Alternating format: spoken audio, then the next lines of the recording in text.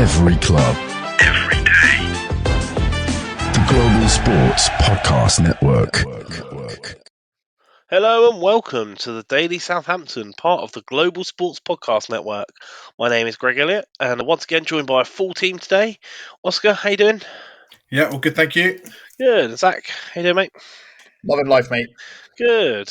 We are here to preview our FA Cup match tomorrow against Burnley. Should be a nice, straightforward game, right? Championship opponents should be competitive. Oscar, how do you see it playing out? You think we're going to make many changes? I'm not sure, to be fair. I think he's going to want to be desperate to build on our second win of the season, only win of the year. So I'd imagine he'd want to build on it, and I wouldn't imagine there'll be wholesale changes. But I think it's a good opportunity to maybe see what some others can offer. Will we finally see Bella Kotchap?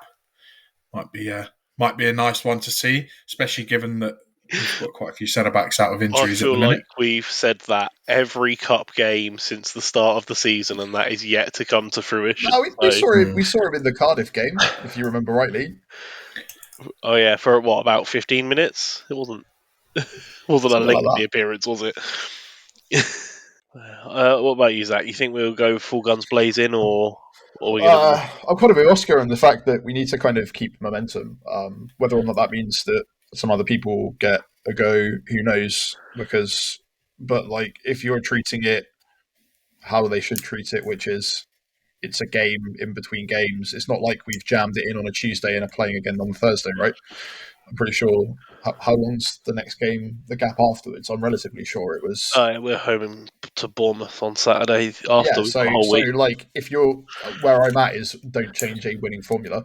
I would play exactly the same way that they did the other week, because why would you want to rock the boat a little bit? It might be an opportunity, as you said, to start some people and change some stuff, but like, what's the point at this rate? Like, if we're gonna do that, you wait until we're actually properly relegated, and then you mess with stuff when we know that it's not going to matter. When there's still an outward side chance, we should actually.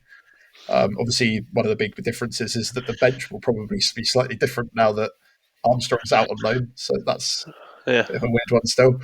Do you think it's more of a good opportunity as well for a couple of new signings like Grombach and Wellington? It's another championship opponent. I say another, maybe a bit premeditatively, but to sort of ease their foot in before some of the tougher Premier League games. Is it important that they stay in the picture just to build up that expectation? I think so. I think it's important for them to sort of get an idea of how he wants to play and just to start to build those connections in the team. So for me, it would make sense to give them both as much time as possible. Obviously, you've got to be a bit cautious with Wellington, given that he's just come back from a fairly long stint out. And it's not as if we haven't got cover in those areas, but I think you're right. Start strong, get yourself into a good position. I mean, Burnley are going to be tough opposition. I mean, they're doing pretty well in the Championship as it is. I know we know what sort of game we're probably anticipating from them and what sort of style they're going to play, but maybe adding a couple of their additions in January have probably bolstered them a little bit. So I don't think it's going to be. I think it's going to be a really competitive game, to be fair. It feels like it should be right back at that level that we're expecting to be at. Burnley full of 0-0 draws pretty consistently. Is that a concern that we're going to struggle to break them down? Or, Zach, do you think now that Paul's popped off that's him on an unstoppable binge now? I'd love that to be the case. Are we better at scoring than most Championship sides is the real question. I would say no, but then when we have come up against Championship opposition so far this season, if we take it surely stats based, like Cardiff, we scored 5 against. Admittedly, it didn't feel like it was going to be a 5-goal game at the start. Swansea did well at as well. So can we put something past Burnley, who are lining up apparently boring and defensively? Maybe. Has Paul now started scoring? Yes. Are they beautiful goals? No. Do I think that we have more of an opportunity in this game to do stuff than some of the other games we've played? Well, yeah. I still wasn't convinced by what everyone said, including myself, about how we should win against Ipswich or it is one of our best opportunities to win, because they are the kind of opposition we're going to be coming up against in the future, and probably the kind of opposition that are on our level now. And we did. We beat them. So we should go into that with not the expectation, but I think we should go that into the game with the confidence that we could probably beat Burnley.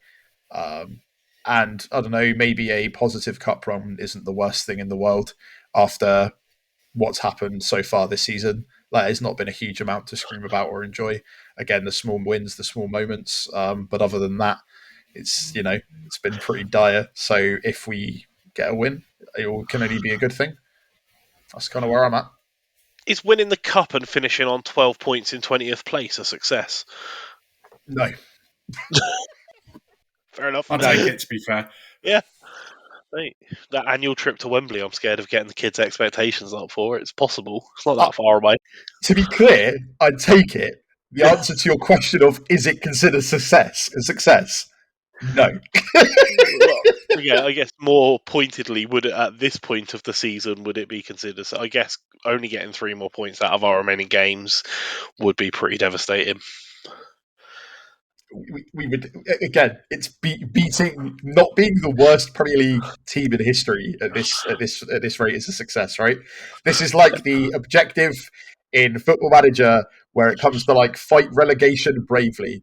Like that's basically it, right? We haven't done that so far. Is entirely in my head about beating that points record. It would be lovely to win a cup. I just don't think I can have that level of delusion, mate. That's all it is. You still get a European place, right? If you win the cup. Is it still Europa or is it conference now? I think it's still Europa. I think it's still. That'd be wild. That'd be funny. Having European nights and then like going away to Sheffield Wednesday a couple of days later.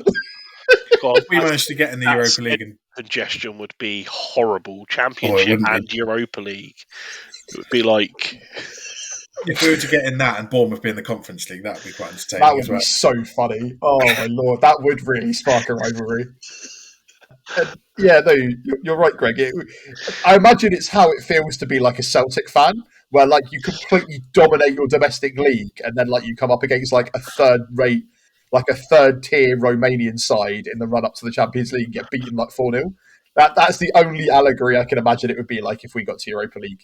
No offense to all Celtic fans, I actually really like Celtic. They have been the equivalent of our feeder team for many years.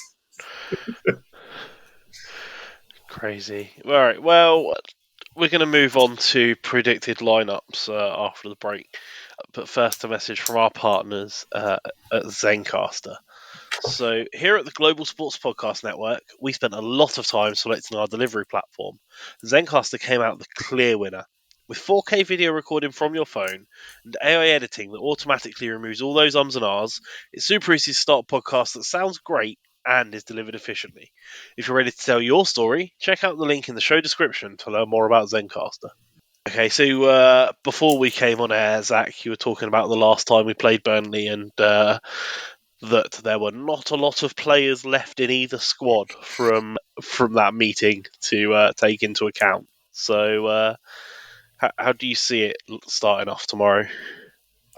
There's some of your mainstays. I think the big question mark, which probably for all of us, and we're recording this before the process, so we don't really know if some of the injury news from last weekend isn't as bad as we thought it was. But it's going to be the defence, right? Like, I know that he didn't want to play Hamel Bella-Kotchap because he thinks that, I think it was like, oh no, he's better out on the right, but Breezy was doing fine. But that meant that we did play a tired Joe Aribo in centre back, and I don't think that that's okay to start with. So, like, who else is there? Unless he does something really left field and pulls out one of the under-21s, which would really, really, in my opinion, cement that his career is over. Because he's now, I don't know, bar a couple of places with their transfer window still open. Like, he's staying put now, right? Yeah. So I guess at this point, he can play. If he can't, he can't.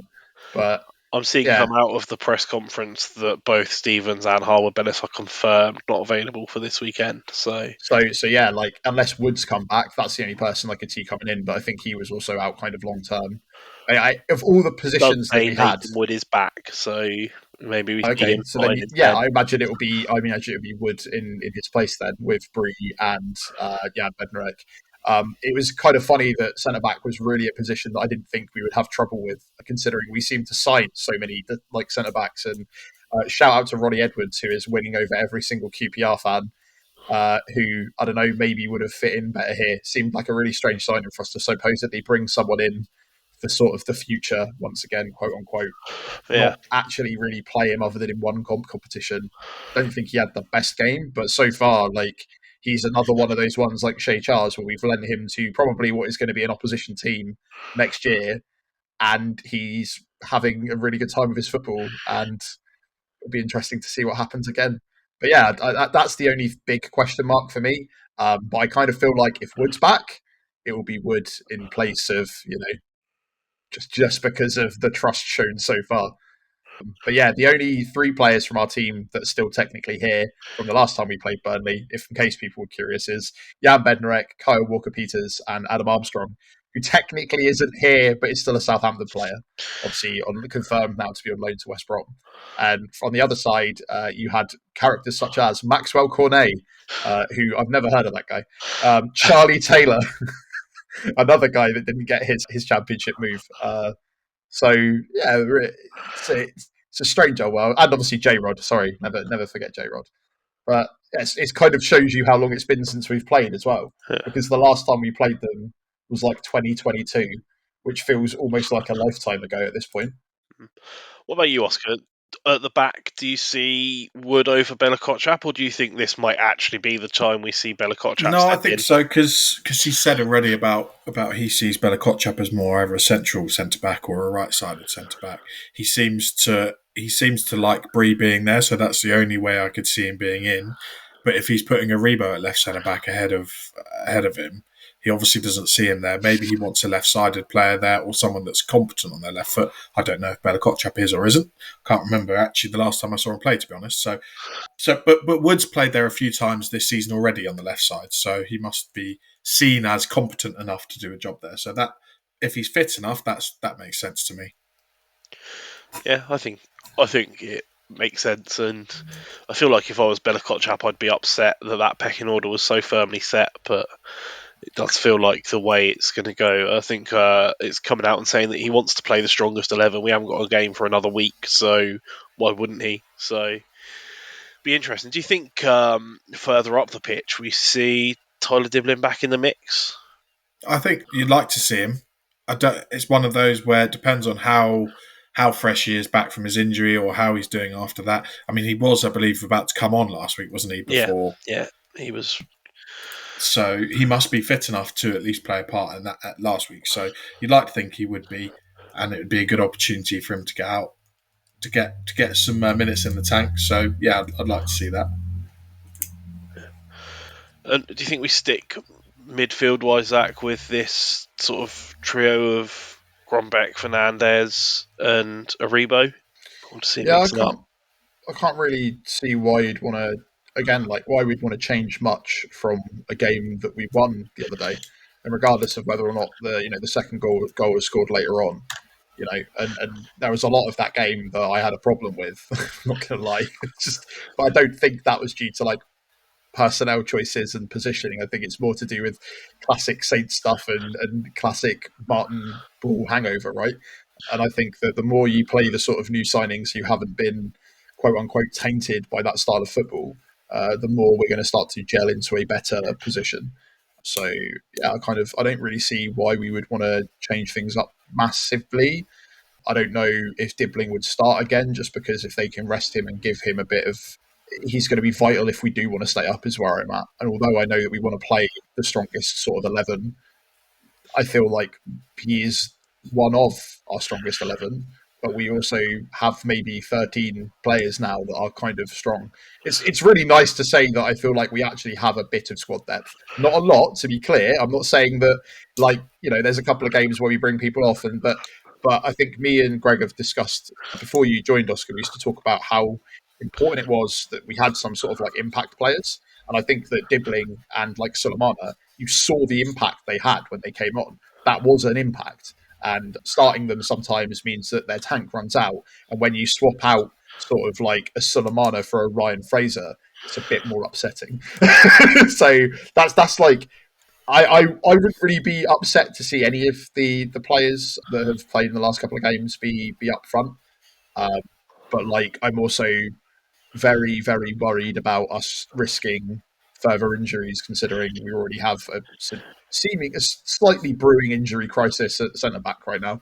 Because I'm also worried that although Wood might be fit enough, I don't know how much I trust our physio department to decide if someone is fit enough anymore after Stevens managed all of 10 minutes last week. So swings and roundabouts. Yeah, I don't know if you can place that on the physio department though, or on his clear willingness to force his way back into the team. It's a bit of both, right? Like you can hide stuff if you want to hide stuff.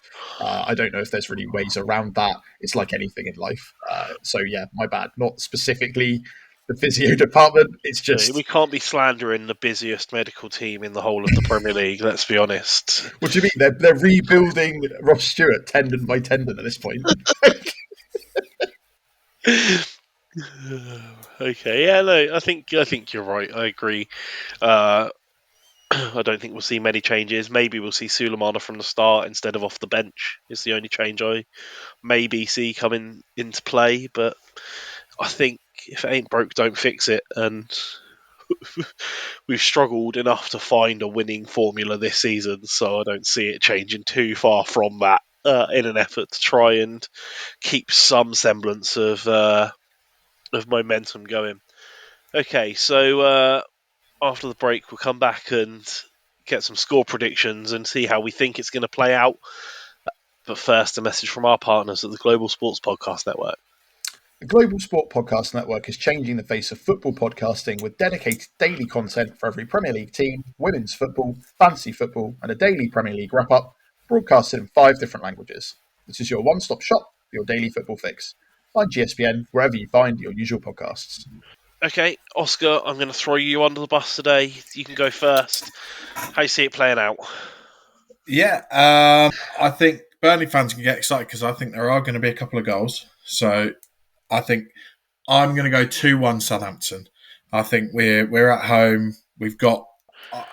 I think they've got a little bit more about them with the signings that they've made. So I don't think we'll keep a clean sheet. And let's be honest, that's not particularly good at anyway. And but I think we should have enough to win the game. So I'm going to go 2-1. Who do you see scoring for us? Oh, I reckon Tall Paul. Let's get another one, and Sulemana, I think, is gonna finally get his. Does it count your bet if it's in the cup? No. Oh. Specifically made sure it was a league game by design. Oh, yeah, fair enough. Reeks you'd like to think a hat trick coming in, then, doesn't it? Really. Yeah. You'd like to think Sulemana, in his newfound vein of confidence, would this would be an opposition that he would want to come up against more than the Premier League players he's been playing. So, yeah, 2-1. Nice, loving the optimism. Zach, what are you thinking? I was thinking exactly the same, and I almost had exactly the same goal scorers. But I instead of Sulemana, I'd say Grombeck. I reckon, what better way to kind of start your sort of Premier League, going into a Premier League career, kind of silence some of the doubters like myself, which is like, hey, why are you leaving a bottom of the league French club to come to a bottom of the league English club? And okay, it's just for game time. I'd like to see him get a goal, but obviously the other goal coming from Tall Paul needs to happen at St Mary's. And he's not going anywhere until at least summer now. So we need to start seeing these goals. We need to start, because I think that could genuinely be the thing that turns St Mary's into a more of a powerhouse. Because I, felt kind of bad for not criticising the atmosphere at St Mary's, but it can turn toxic quite quick, which is, again, understandable. I get why. Like, I have also been there and been participating in the part of why it turns toxic. But the absolute love and adoration for Tall Paul, for me, means that if he gets a goal at St Mary's, regardless of what competition it's in, everyone there is going to go crazy. Could even result in a third, but I reckon it will be the second goal. And yeah, I can't see us keeping a clean sheet, especially with if Wood's been out for a while and there is not the level of communication that there is between sort of Jan and Taylor Harwood-Bellis. Or I'll be completely wrong and it'll be 2-0 to us and we will keep a clean sheet because maybe they'll all be able to hold their heads a little bit better. But yeah, again, like Burnley are going to be harder than I think that we expect them to be. Like I thought with Ipswich, because there were many opportunities that Ipswich had to put the game to bed. They just didn't have the finishing at the end, which was surprising considering how much we all talked about Liam Delap. I don't know if you watched Burnley the other night, but I saw some of the highlights and some of their finishing was interesting to say the least. Yeah, I did notice that their goal was in fact an own goal and didn't actually come from a Burnley player. So what we're actually saying, Greg, is it's going to be a 0-0, except actually it'll end up 1-1 due to 2 own goals. Let's get the. I wanted to say 0-0 because I think it's funny, and when there's a joke, it's got to be taken. But actually, I'm in that Friday feeling. I'm in that optimistic spirit. We're back in the point of the cycle. There's been no cycle this week. It's just been like the steady build of optimism off the back of a win, which is such a dangerous position to come into the weekend as. But I just think we're gonna smash them. I think we're going to absolutely dominate, and I think 3-0 is. I think we're going to keep a clean sheet. I think we're going to score plenty of goals. We might even have a couple in the first half, and then just accidentally score one in the second half or something. Who's scoring all these goals, mate? I think Tall Paul will get a goal. I think Matty Fernandez will get a goal. And cup specialist James Bree will probably spoon one from outside the area. It's got to be the way. Such a good player for what we paid for him, and how versatile across managers he's been. I feel really bad for that man. As in, like when he originally joined, being like, "Oh, you came to join a Premier League team to get Premier League football, got relegated, and the team that you did get promoted." And that kind of sucks. But I think he's done such a number for us, and I can't help but look back at that Cardiff goal and be like, "Oh man." Even when he leaves, that's what I remember. Like Kuka Martina, but slightly less than at the halfway line. Yes, so that's the optimism I'm feeling. I'm feeling a big win, clean sheet. Let's hope. I think it's an opportunity to show what we should be looking at for next season, right? We've played a few championship teams this year already, but and also for Juric, it's an opportunity for him to show because he's still on trial for next season, really. Because I'm fairly sure if things don't go well, most of the fan base there's other managers out there that a lot of the fan base have already suggested they'd be quite interested in, and the club have already expressed an interest in. So I think he's got to, for his own sake, put a bit of a stamp on it as well and show that his teams can perform against teams like this too. Yeah. And I think it's really important to keep that momentum building going into. We've got, I think, 3 in 4 at home in the next couple of games, and there are some tough games. I think we've got Bournemouth and Brighton coming up, which they could really kill that momentum dead. So I think it's important to build upon it whilst we can and prepare ourselves to go hard into those battles. Or we completely derail Brighton's season. Sorry, not Brighton's, Bournemouth's season. Brighton are already on a pretty bad run of their own and somehow take 6 points from those games. Wow. And then not only scrape by the record, but also put an extra extra 3-point cushion. Right. So then, if we come out of those games with 6 points, there's going to be some real talk about whether we're actually getting relegated or not. But I'm glad that my hopeless delusional optimism is catching. So, anyway. Let us go through another 4-0 loss and I'll be back to my usual self, mate, don't worry. The dangers of what a win can do for you. Okay, well, with that level of optimism, it feels like the perfect place to wrap up our show today. So, Oscar, Zach, thank you very much for joining me. Thank you, everyone, for listening. We will see you on Monday, where we will be back to discuss how it went either way.